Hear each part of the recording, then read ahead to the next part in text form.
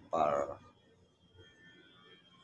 Yung mga pampalutang sa dagat, yung mga nangingisda, mga nagagawa ng tahong, kung ano ang mga dapat palutangin kasi dati. Yung mga ginagamit ay styro. At pinagbawal na ng Bipar. Pinagbawal ng yung mga styro dahil nagiging basura. Kaya yan, dami niyo.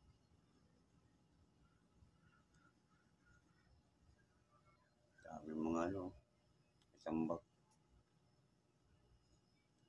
Ito na yung gagawin na pampalutang na mga gumagawa ng tahong, mga talaba. Hindi na styro. Kasi bawal na yung styro. Bawal lang gawin na pampalutang kasi naging nadudurog.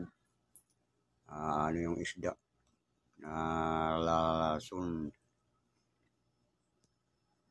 Yan.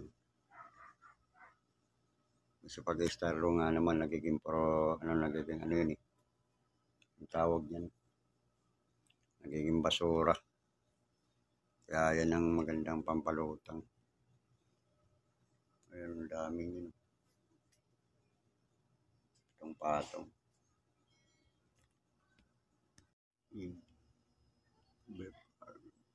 Yan ang mga binigay ng Bipar para sa mga nangingisda. Pampalutang. Paggawa ng tahong. Kasi bawal na yung styro. Kaya yan ang pinamigay para pampalutang. Yan ang dami.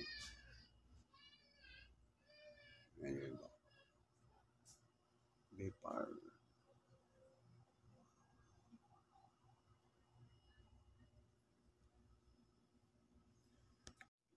Dami.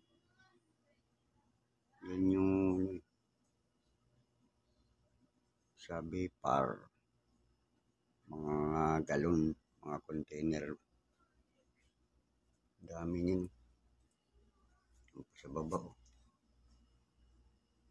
Dami. Kasi bawal na yung styro. Mga styro na sa dagat. Kaya binigay nito yung mga container. Mga galon na malalaki. Container kung tawagin yun. Container galon. Kaya pinamigay para ito na yung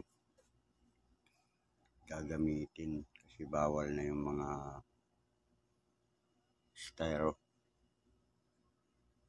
Bawal yung styro na sa mga karagatan kasi nagiging basura.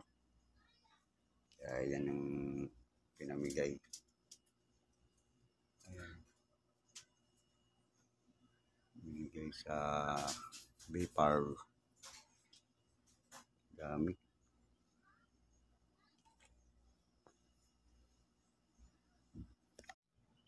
Dami. Dito sa labas.